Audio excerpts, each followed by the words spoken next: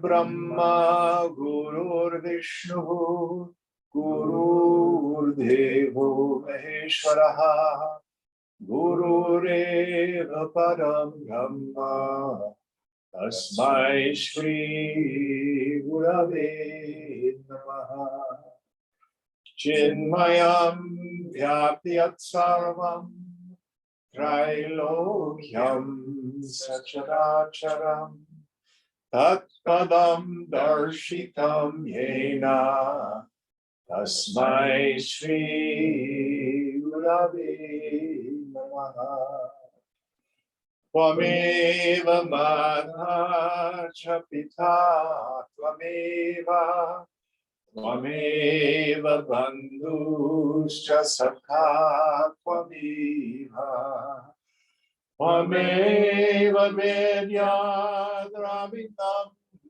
Tvameva Tvameva Sarvam Mama Deva Deva Tvameva Sarvam Mama Deva Deva. Jai Guru. Yata Sarvani Bhutani Pratibhanti Stitani Cha Yatraivo Pashamam Yanti Tasmai Satyatmane Namaha.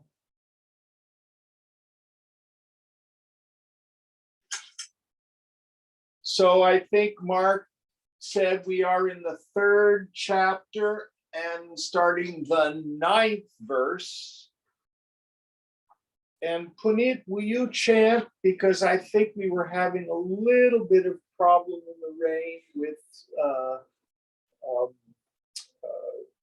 what do you call it? The cans with the string aren't working too well. Can you all hear, are our voices breaking up at all, you in the Zoom land? You sound clear, Jim. Okay. So is that right, Mark? We are chapter 3, verse 9, page 24. Right. Yeah, you remember. That's it.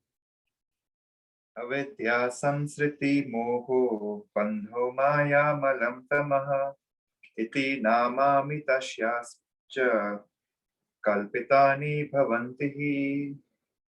The names that have been coined for that jugglery of worldly existence are nescience, stream of worldly life, delusion, bondage, maya, delusion by virtue of which one considers the unreal universe as really existent and as distinct from the Supreme Spirit, impurity and darkness. So what we're talking about is, what is the problem? What is our bondage? What is it that afflicts us human beings? And the problem is not what philosophy would call an ontological problem. An ontological problem means I am somehow flawed as a being, and I need to be fixed and changed into another kind of being. Right now, I'm a miserable, suffering jiva, and I've got to become a Superman, or I need to be glued onto Brahman, or something like that. No. The problem is an epistemological problem. It's a problem of knowing. Because of ignorance, and we had a list of the different names this ignorance goes by: avidya, maya, ajnanam, avyaktaha, sansara. What were some of the other ones he listed there? Impurity and darkness. Yes. And in Christianity, we call it original sin. That's the name for this whole phenomenon where I do not know who I am, and I do not know what the world really is. Now, why is it important to identify this? Because many people think that the solution to my problem is an action of some sort. How many repetitions of my mantra must I do? How many times must I bathe in Mother Ganga? How many times must I go to confession or receive the Eucharist? How much money do I have to give to the temple or the church or the mosque?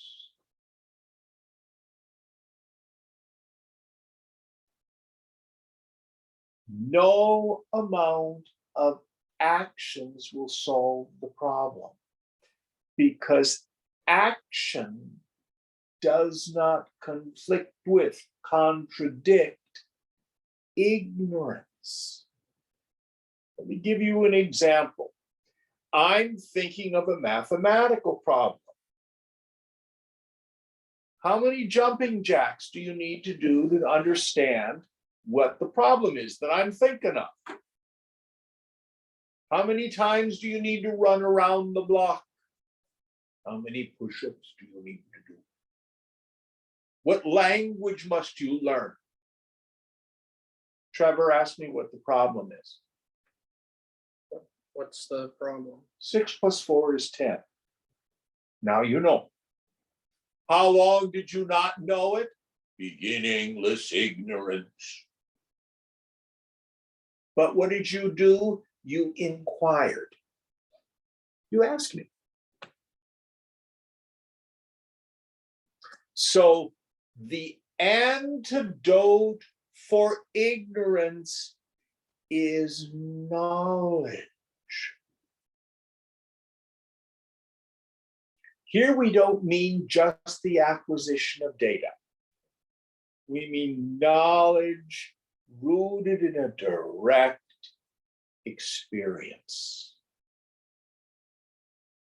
So when you're a child, mother says, don't touch the stove, it's hot.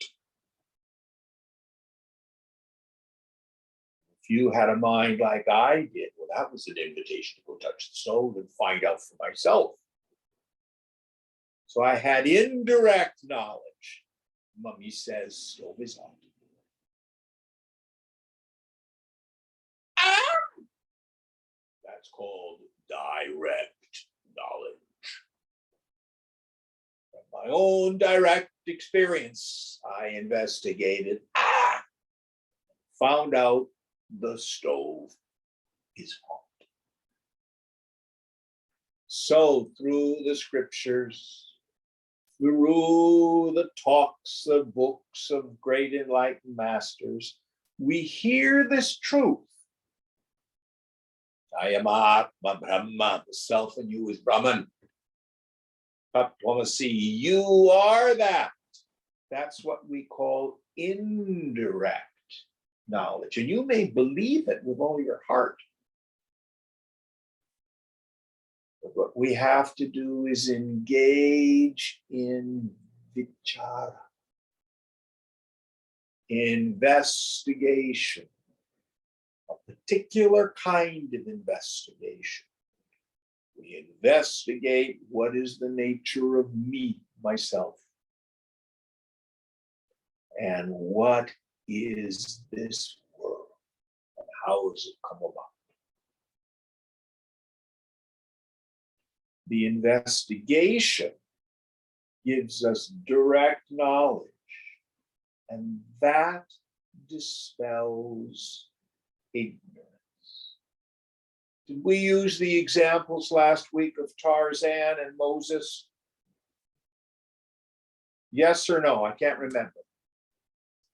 I think we talked about Moses, but we didn't talk about Tarzan. Okay, so Tarzan, he and his parents are in the Congo. Parents get killed. Tarzan is raised by the chimpanzees, the gorillas, I can't remember. So he's raised thinking he's an ape. Then the explorer comes, and in the movie that I remember, it's called Greystoke, the story of Tarzan.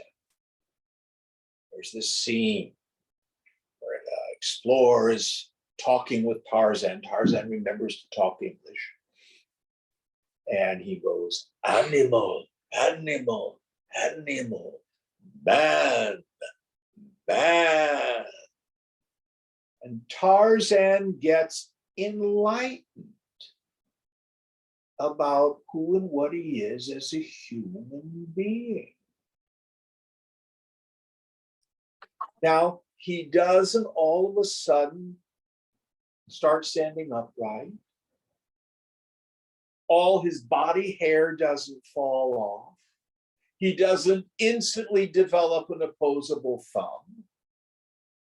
Nothing about what he is changes at all.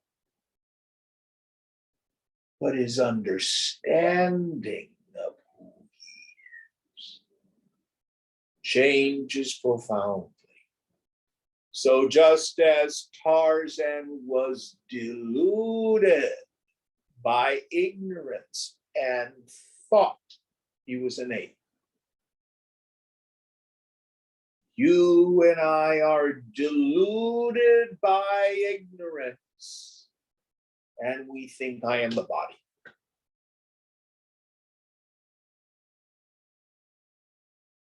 What's the way out? Investigate.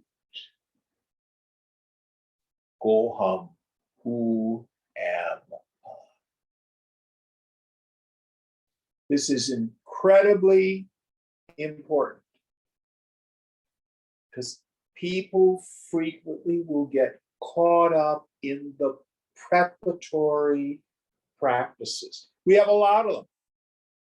Yama, niyama, asana, pranayama, kirta, puja, all sorts of preparatory exercises. What do? They sharpen the wonder sword of knowledge, meaning the subtle intellect that can investigate and discriminate between the real and the unreal, between the self and the unself. Any questions about this?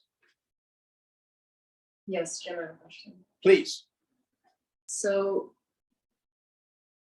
in this example, you were basically talking about how actions don't necessarily lead to inquiring and obtaining the knowledge. Is that what you were saying with the math example? Yes. Isn't there still some sort of action involved in that process? Is it the type of action that you're talking about? The action is inquiry, Okay. investigation, which leads to knowledge. It is the knowledge that liberates us, not the action. Got it. Yeah, good point. Good point. Oh, I'm going to become a vegetarian. More than that, I'll be a vegan. I'm only going to eat once a week, and that'll be radish threads. I'm going to shave my head. No. I'm not going to say a word. I'll just have a chalkboard and annoy everybody I know. Right.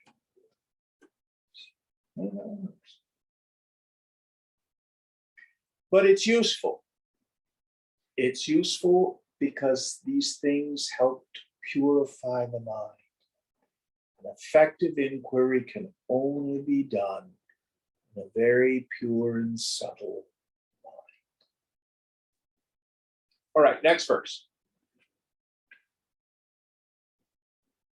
यथा कशब्दात् पृथिवाहो न नवात् nahi ma katakat tadvat jagat chambardhata pare.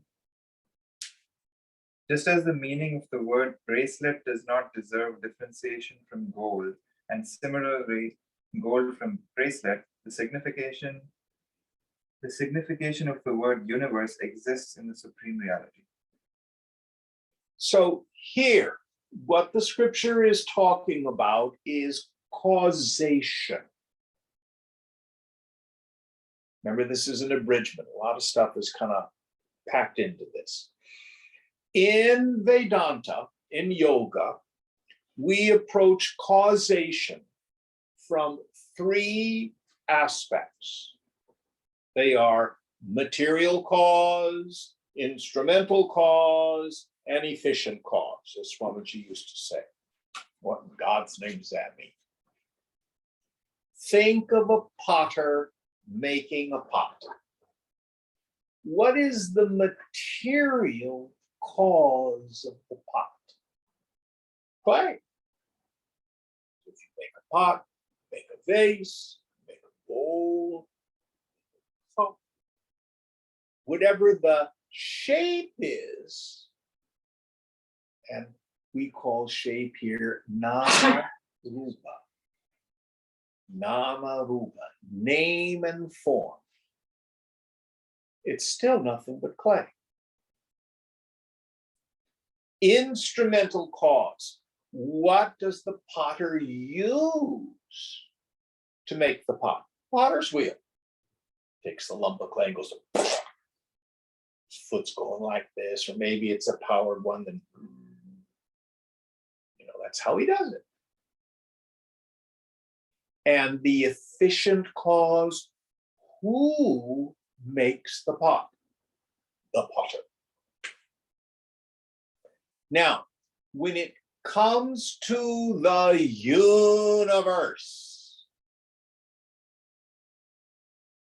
what is the material cause of the universe? Let me see if I can give you an example. Those of you here in the room, look at the coffee table. What is the coffee table made out of? Wood. What's wood made out of? Trees. What are trees made out of? Cellulose. Cellulose. What did you say? Carbon? Yeah. That's what we would call the material stuff out of which the table's made. Now, if you dream that you're here in my living room and you see the coffee table in my dream, what is the coffee table of your dream made out of?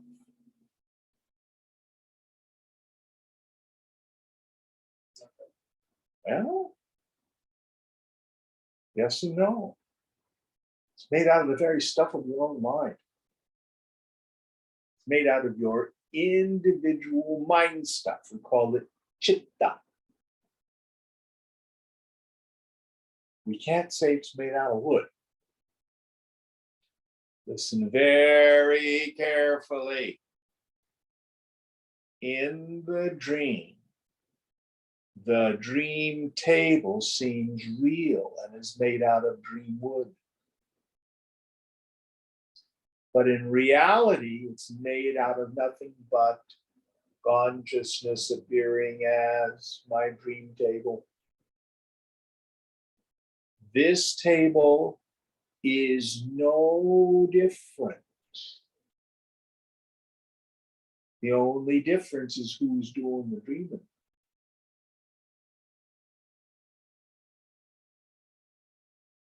You are the God of your dream.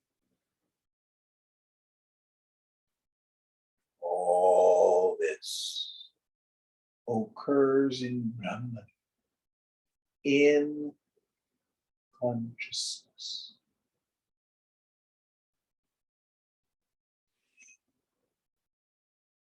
Another exercise. Close your eyes and visualize a zucchini. We'll do zucchini tonight.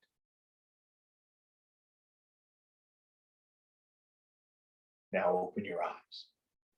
What did you make your zucchini out of? Mind stuff. You got it. Now, if you dream about zucchini, there's a similarity to the zucchini of your imagination and a difference. Both the zucchini of your dream and the zucchini of your imagination are just the stuff of the mind. But in the dream, I have ignorance of that. We call that ignorance falling asleep. Then when the mind projects the zucchini, the dreamer thinks it's real. So we can call that mini maya. In the dream state, I am ignorant of the truth of what's being projected.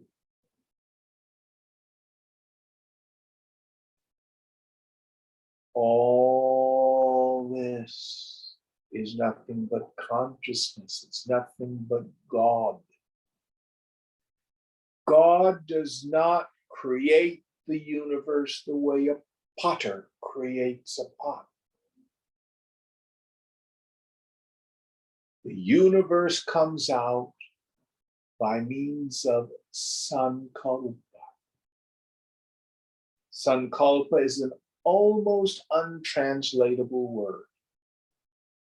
You look in the dictionary and they say wish, will, thought, intention. Anybody have any other translations for sankalpa? You're our Sanskritist. How would you translate sankalpa? Desire. Desire. But sankalpa is the process whereby thoughts become things. Or more subtly, the process whereby subtle imagination becomes grossified and manifests as our material world. The whole phenomenal world comes about by means of the Lord's sankalpa. Now, you and I, to a large degree, reenact that creative process individually, but we don't know it. That's a discussion we'll put on the shelf for now. So we have two thunderous statements in Scripture which seem to contradict themselves. Brahma Satyam Jagan Mithya. Brahman alone is real. The phenomenal world is mithya, illusion. Then Chandogya Upanishad thunders, Sarvam Kalvidam Brahma. Sarvamidam, all this, that's shop talk. Kalu, verily, is Brahman. The material cause of the creation is Brahman. It's all God. It's all God. But just like in the dream state, it's all my mind. The individual body that I peep out of and the ego that's identified with it and the people, places, things, and conditions on the outside and the thoughts and feelings on the inside, all of it is just my mind appearing as that. Your body, your senses, the ego in you that makes you think I am the body, all the sense objects, all the thoughts and feelings are nothing but the play consciousness.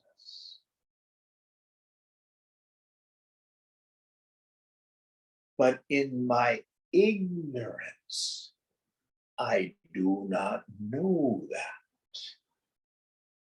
And I take the body as me, and I take the phenomenal world as separate from me.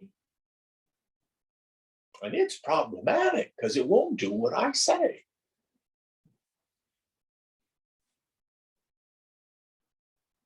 Maybe a God in charge, but obviously he's an underachiever because he's not doing it my way, which is right, of course.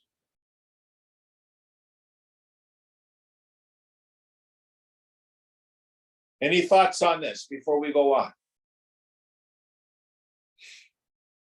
Now, in terms of instrumental cause and efficient cause, that too is Brahman.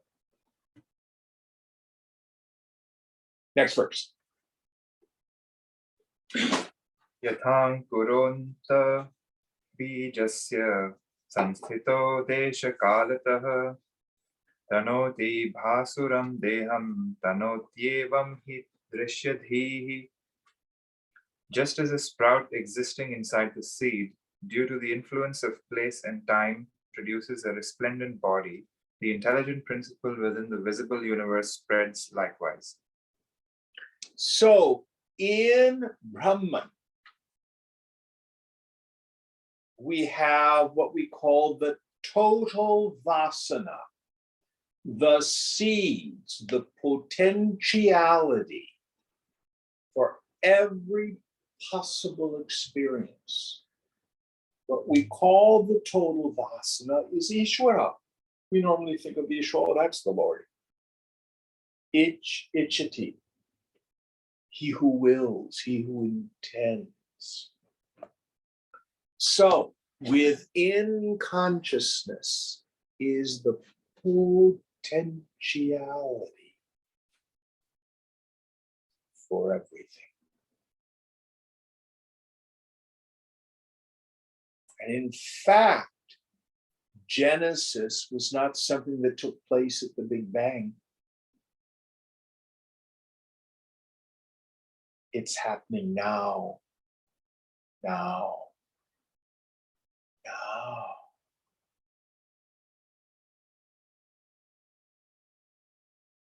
What about my memory of all that stuff, the tragedies, the traumas, the stuff like that? Your memory occurs in the now.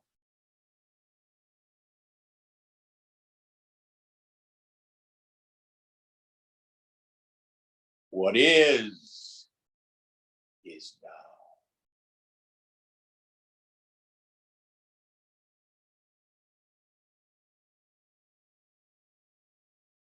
And it's quite amazing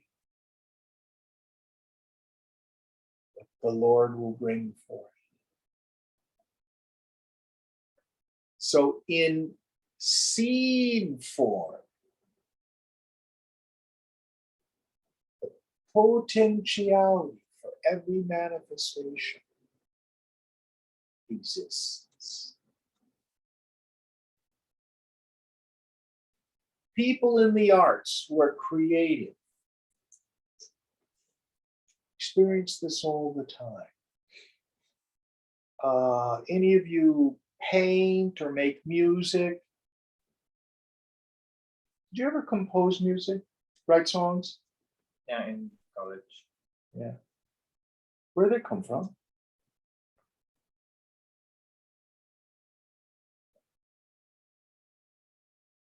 Where did they come from? Somewhere. But there was a potentiality for them within you. Then out they came. I'm not making any judgment whether or not they were any good. But everything does. At work, do any of you have a requirement to come up with ideas on how to do this project or that project? Do you have to do that at work? Yes. Yeah. Where does it come from? The potentiality is in your mind. In a sense, it was put there at the beginning of time. And at its perfect right time, it goes, out it comes. When the environment is conducive.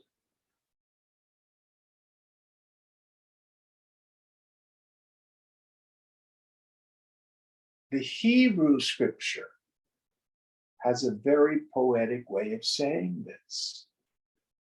To everything there is a season and a time for every, how does it go? You may know. Time to be born and a time to die. Time for everything under heaven, something like that. Yeah, time for everything. So it's not just that the potential is there in its seed form. It stays there until the right conducive environment is available. You take the tulip bulbs, you put them in the ground. You may put them in the ground in the spring or the summer, that's fine. They're not going to come up till after the cold snap of winter, then in the spring, up come the tulips.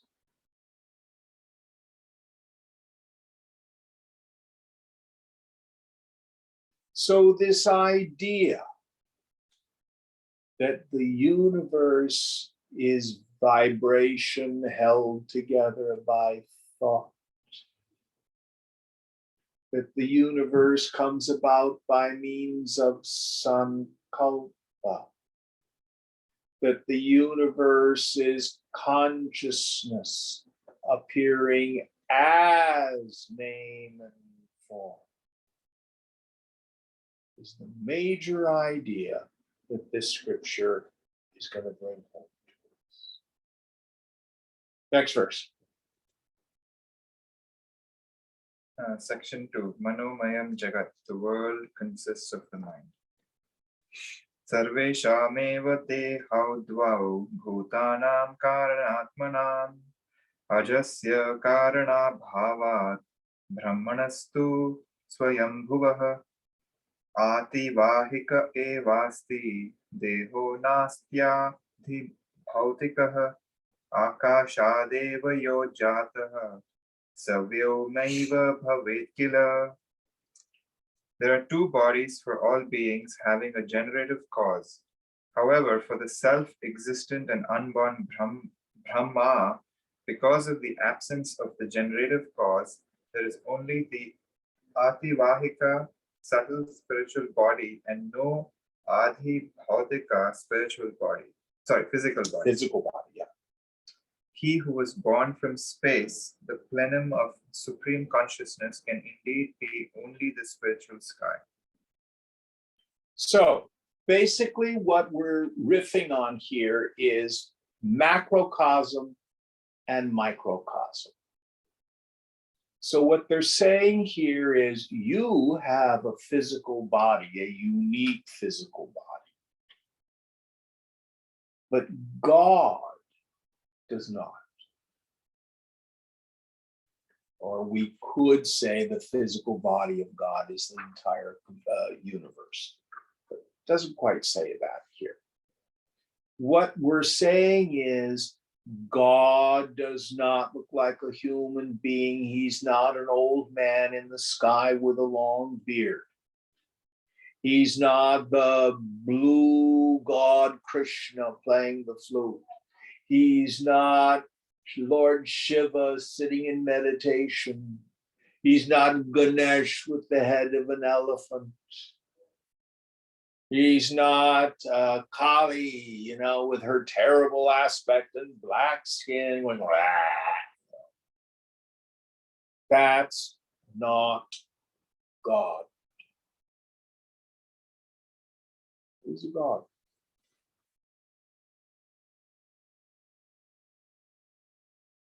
You have a subtle body, a sukshma sharira. That subtle body is your thoughts and your feelings. Actually includes your senses, because you can see, hear, taste, touch, run and dance, etc. in a dream. Your subtle body uses the physical body to express in the waking state. And you have a causal body, karana sharira, which is your particular vasana bundle, the unconscious impressions that have gathered through many, many lifetimes. Which is why I do what I do today. God has a subtle body. One of the best terms for it we find in Mandukya, and it's Hiranya Garbha, the total mind. Literally it means golden egg, but it's a shop talk, it's a technical term. It means the sum total of all the thoughts and feelings that ever been thoughted, ever are thoughted, and whoever will be thoughted. The total mind. Have you ever gone to a psychic? Yes, no? You've heard, have friends who have? You read books about it, you've seen TV shows. What does the psychic tune into? Oh, I'm getting a message that I see that when you were 6 years old, your grandma died. How did you know that? Reading the Akashic record. They're just looking at the total mind. That's all it is. People who get intuitions. If you know anybody who's a psychotherapist, they may be familiar with Carl Jung and this red book that he worked on for a whole lot of time before the Second World War. He was getting premonitions of the terrible violence of the Second World War. He was tuning in to the total mind.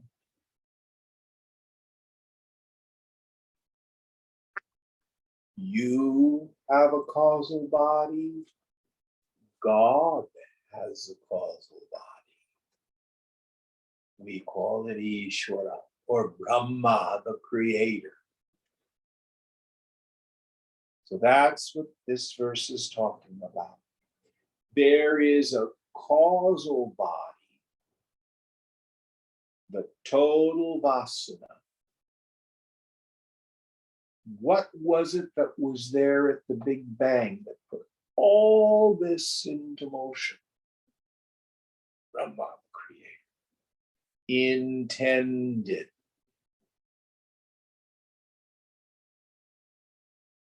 Now, those of us who were raised Christian. Alan, were you raised Christian? Not really.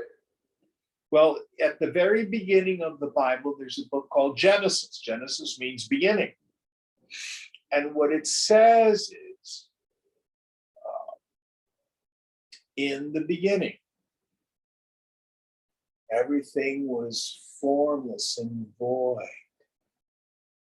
And darkness was on the face of the deep, or in some translations, darkness was on the face of the waters. Do you remember this, Trevor? Mm-hmm. Then God says, let there be light. So there's something that's there before creation. In ancient religions, water is one of the first images and metaphors for consciousness.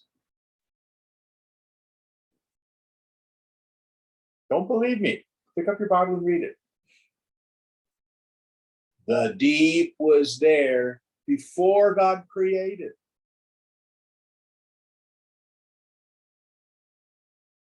Very pure Vedanta.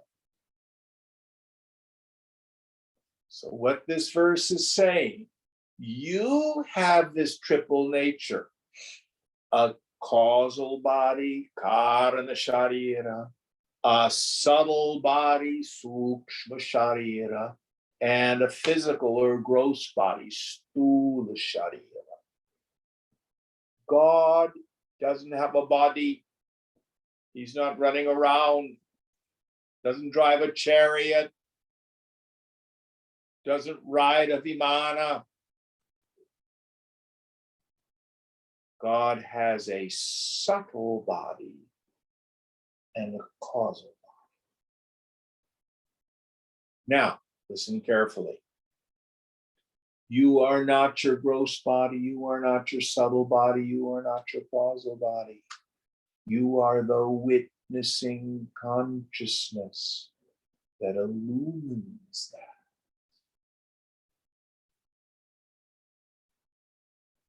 You need to make a distinction here between Brahma, masculine noun in A, God the Creator, and Brahman, neuter noun, the ground of being, which is pure consciousness. That pure consciousness, which is the ground of being of the whole creation, and that witnessing consciousness in you, they are the same thing. I am Atma, Brahma.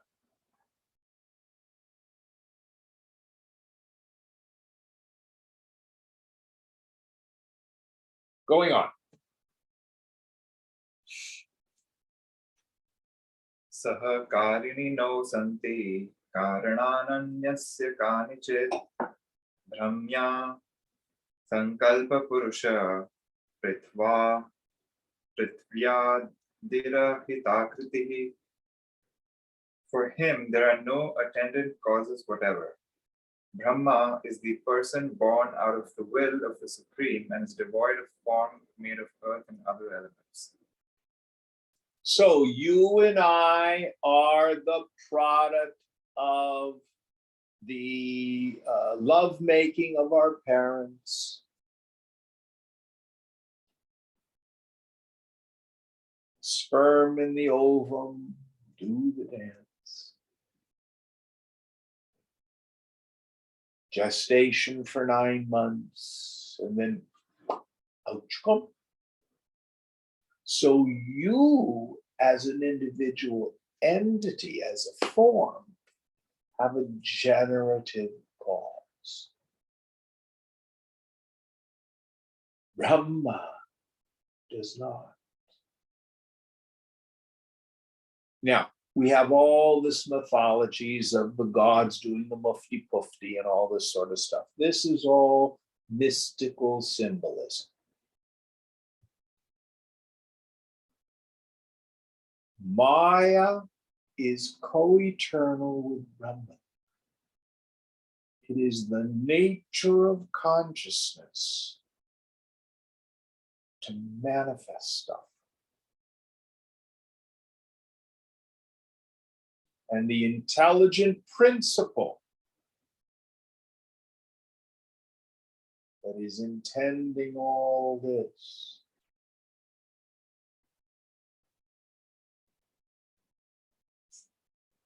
didn't come about by doing the mufti pufti. Only you and I come about that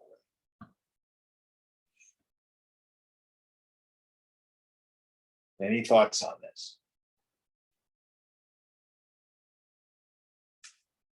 Next verse. You all know what I mean by the mufti pufti. Okay.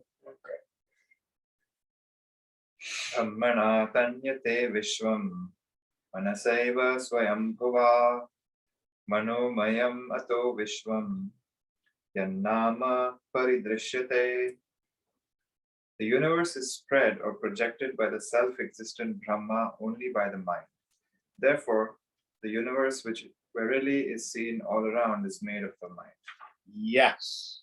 So it is the universal mind that exists as this universe. Now, let's break this down a little bit. The metaphor that Ramana Maharshi uses, which is so good, the self is like the lamp in an old-timey movie projector. Your mind is like the film in the projector. The life that you see is like what's on the screen.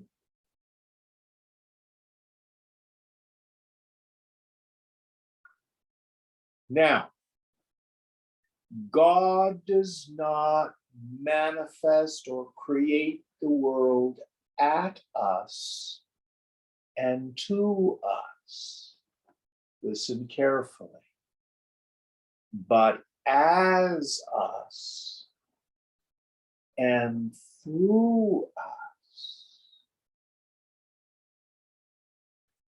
Meaning every single being in creation is a mini projector.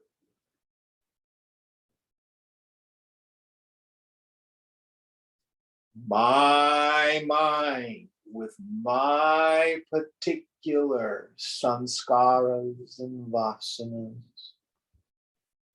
projecting little part of this group effort. That's why we call it the total mind. It's the sum total of all the minds. And if Soundarya got hit by a bus tomorrow, a little bit of the universe would wink out of existence. And if a baby is born tomorrow, a little bit of existence winks into existence, in the manifestation. And it's not just human beings.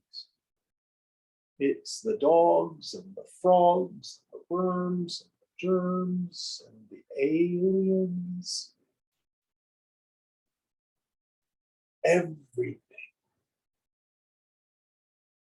is participating. And it is one consciousness moving through all these little baby projectors, creating this huge hologram called the world. Now, what are the things we're going to get into in this text? If I, as an individual, participate in this creative process, in truth, we have a lot more freedom over the circumstances of my life than I may think I do.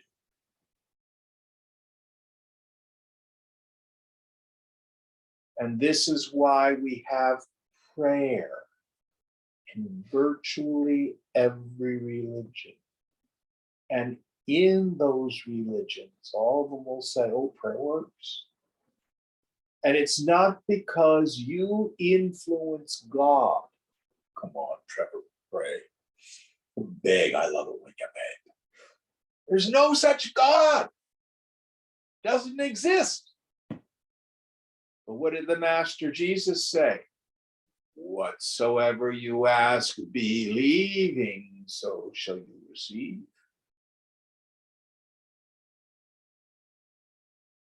He also said, who by taking thought can add 1 cubit to his stature. I can do sankalpa till I'm blue in the face. I'm never going to be 6'5". Ain't going to happen. That's the Lord's sankalpa. My personal sankalpa cannot contradict the Lord's. One of the Lord's sankalpas, light moves at 186,000 miles per second. I don't care how many times you affirm or do a mantra, light moves at 187,000 miles per second. It ain't gonna happen. Listen very carefully. Another one of the Lord's sankalpas, all form is temporary. He doesn't want the universe overcrowded. So what does that mean? You're going to die. No one gets out alive. It's only a matter of when.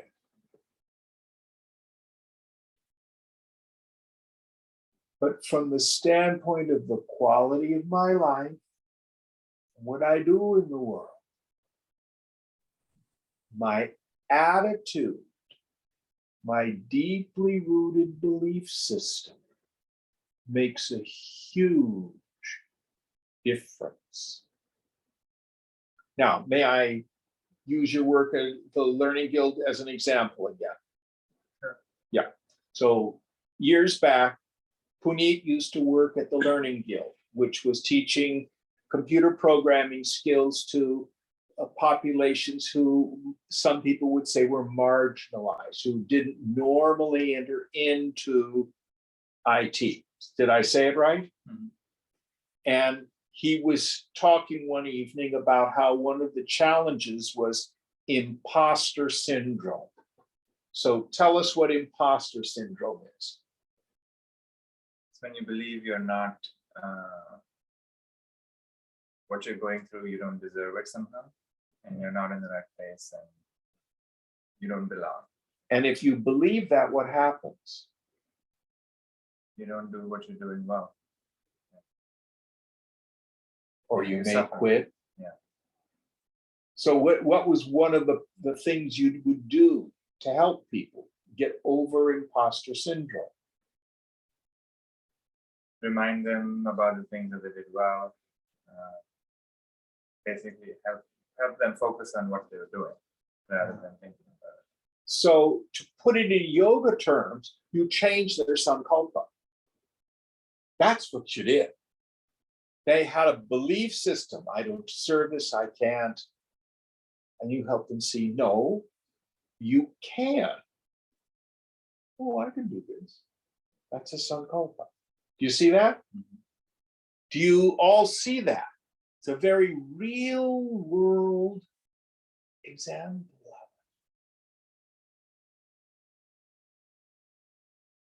All successful efforts in this world, when we work in the world, start with our own intention. Now, many people pay thousands and thousands of dollars to do EST and the forum and landmark. Any of you done any of that stuff? To be convinced that, oh, it is possible for me to set an intention and for me to actualize my intention. Yoga has been saying it for 3,000 years.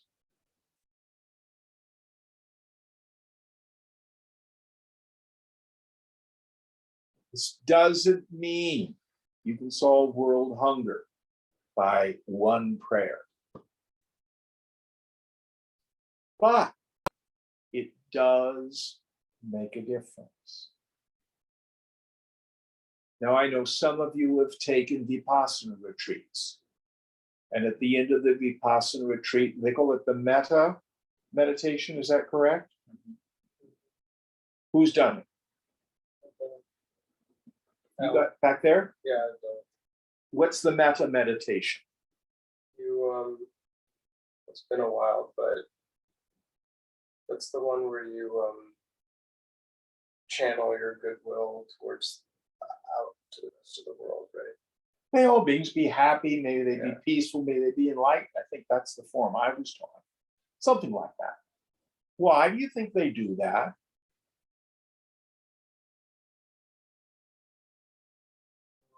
Because you've spent the whole week like focusing on yourself and developing inner peace, and now you're sending it out into the world. Does it work? Literally, I don't know if it literally works. Yeah, it does. it makes a difference. And it's a sankalpa. It's a sankalpa. It's an intention. You take this, and to make a sankalpa, the quiet mind is the most powerful mind. That's why you do it at the end. And a group is more powerful than just an individual. So you get a whole sangha with a very clear intention to bring good to the world. And it does make a difference. So my point is, we have a lot more freedom than we think. Now, the opposite is true. You could say with sankalpa that God answers every prayer, yes. But if your prayer is, oh, I'm a terrible person, my life sucks, I'll never accomplish anything, nobody loves me, I just have the most miserable life in the world, and you say this over and over again to yourself, the universe goes, yes. Hypothetically, we do the tapas to turn our thoughts away from that. Today, I turn my will and my life over to the care of God. I live in a beneficent universe. Today, my actions are directed by the infinite toward the good, towards helping other people. Today, my life is filled with inspiration, creativity. My work is successful because God is the one who does it through me. The universe goes, yes. Thank God, most people in ignorance have no idea that their thoughts are creative. Otherwise, we'd be in deep trouble. So we literally use this law to disempower the law until we're ready to take responsibility. That's the safety guard on it. That's all I want to say. We'll put that idea on the shelf for now. Going on, next shloka.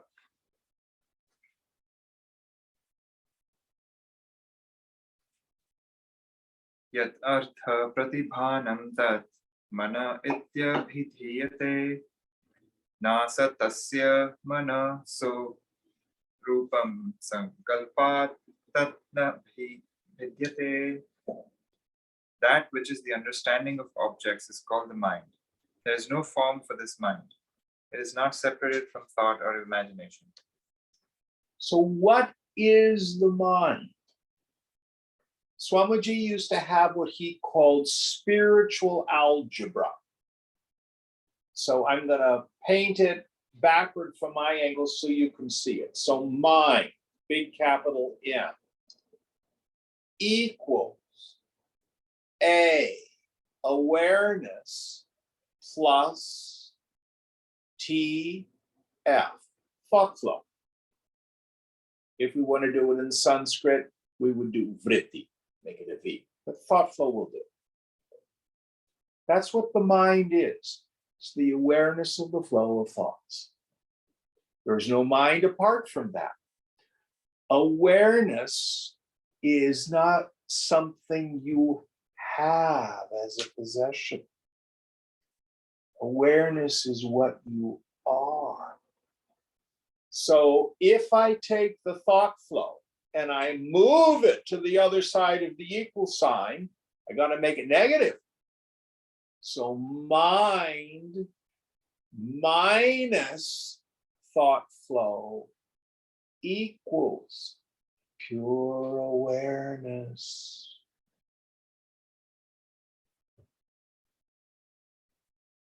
Now, once the mind starts thoughting, it becomes this marvelous instrument. It is like a prism. So when you take sunlight and you put a prism and you have a piece of white paper underneath, the light strikes the prism, and then on the piece of paper, you get the spectrum. The prism refracts the light into the rainbow. The mind is like that. Consciousness strikes the mind, and then the light refracts into I am Jim, the individual knower.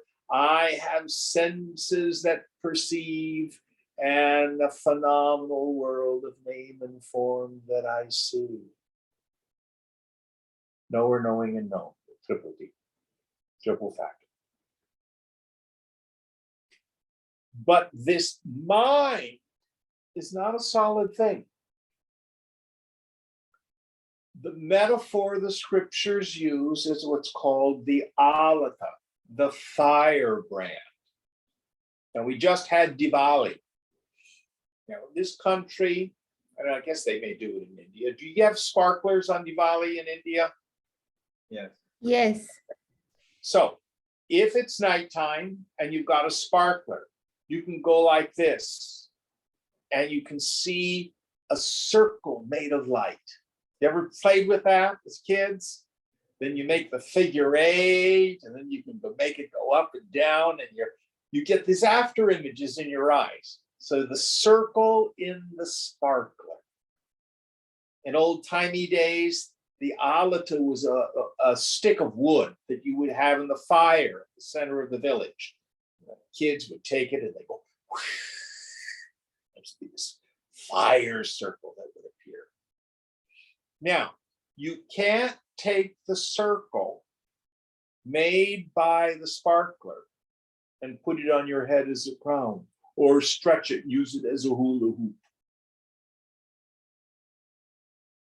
If you stop moving the sparkler, where does the circle go? Gone. The mind is like the circle in the sparkler.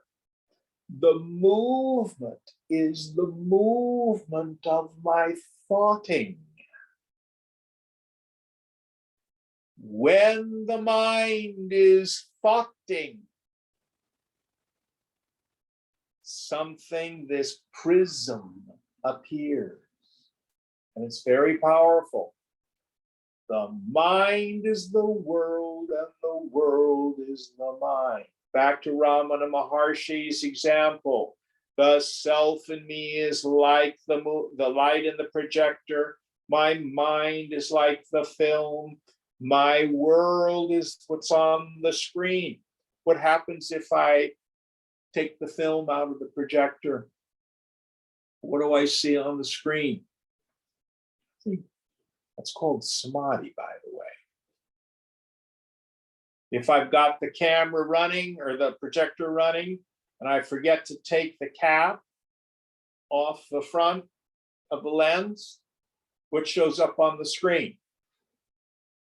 Black, nothing. That's called sleep.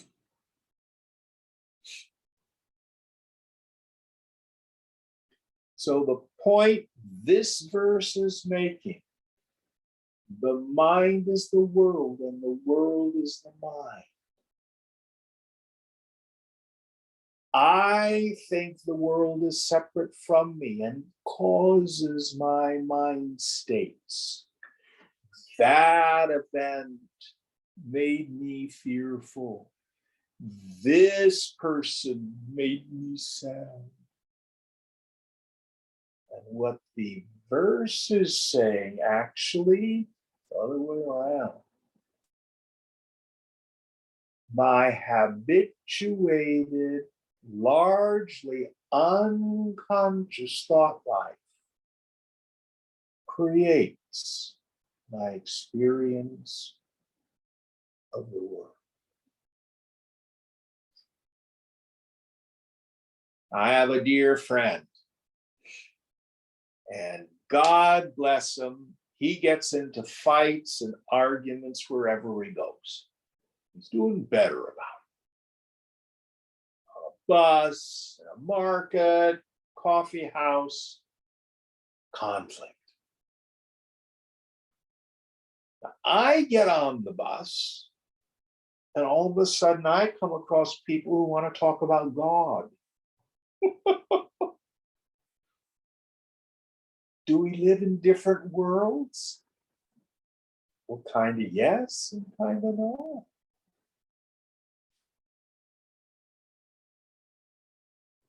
I live in God's world, a peaceful kingdom. Which world do you want to live in?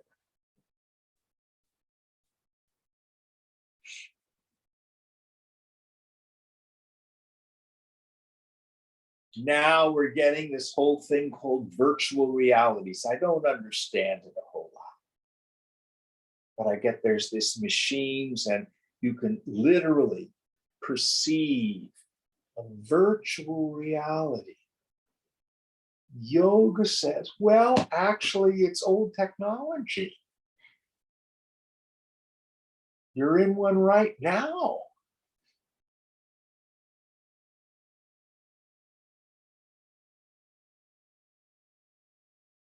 And the program that creates your virtual reality is your deeply rooted belief system. The mind is the world, and the world is the mind. What is the mind? The mind is the flow of thoughts. What creates the quality of my world? These deeply rooted sanskaras, these deeply rooted vasanas. Now, how do we change it? If my world sucks, can I do something about it? Yep. Here are two laws that it's important for us to know. First is the law of sankalpa. Any vritti, any thought consistently maintained that is not contradicted or conflicted tends towards grossification. That's the law of sankalpa. Most of us have a wish or a will or an intention, and then we change our mind, we want something else, or we doubt, oh, that'll never happen. People who catastrophize. Oh, yeah, I'm going to go to Disneyland in the summer, but probably COVID will be going on. Oh, we'll probably have a breakdown on the car on the way. And when we get there, there probably won't be anything I enjoy. And then you think like this. And the universe goes, yes.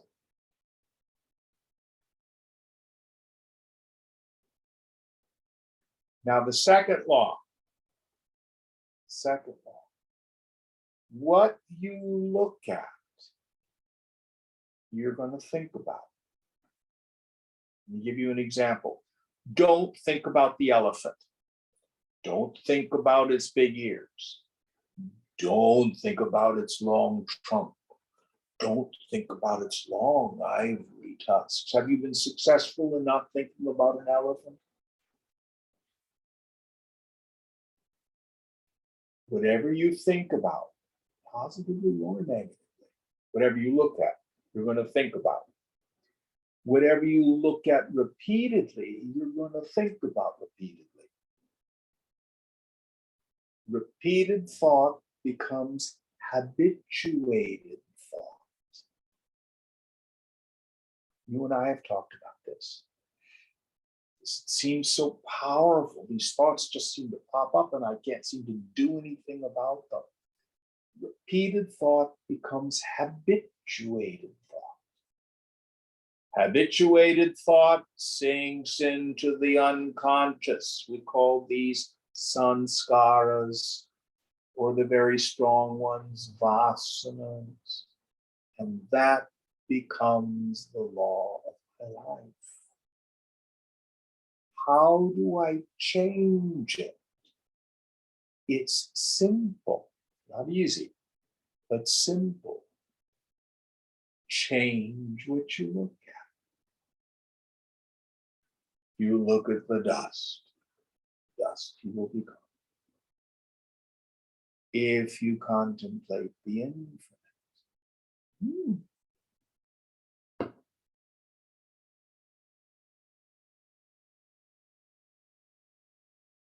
that's the point of power. Choosing what I'm going to put my attention on. Why? The mind is the world and the world is the mind. Sankalpa is the method by which the entire creation has come into being. But God has not created the world at us and to us, but as us and through us.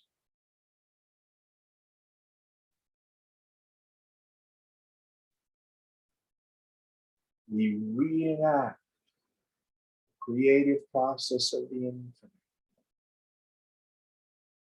If we know it, we're doing it anyway. But the yogi starts to take responsibility and can begin the process of changing deeply rooted beliefs.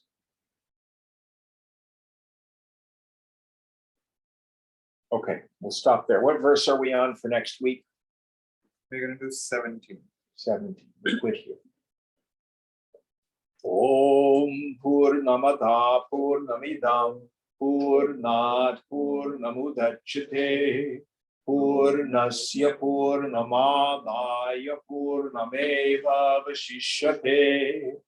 Om Shanti Shanti Shanti. Hari Om Sri Guru Pyo Namaha. Hari Om.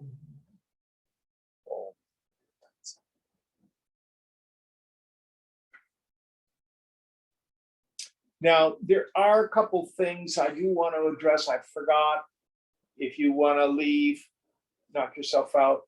But in India, you find a lot of yogis will do things like use gems or special mantras or yantras for the purpose of focusing the mind. In a philosophical sense, we actually call these fetishes, but they're not magic. The magic is in my belief in them. So if you have crystals, you think this crystal is going to work, it will work.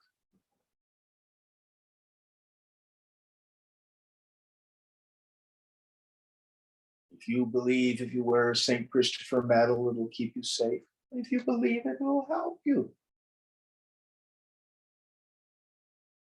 So all cultures have these totems, these fetishes, which serve to focus sankalpa. That's what they do.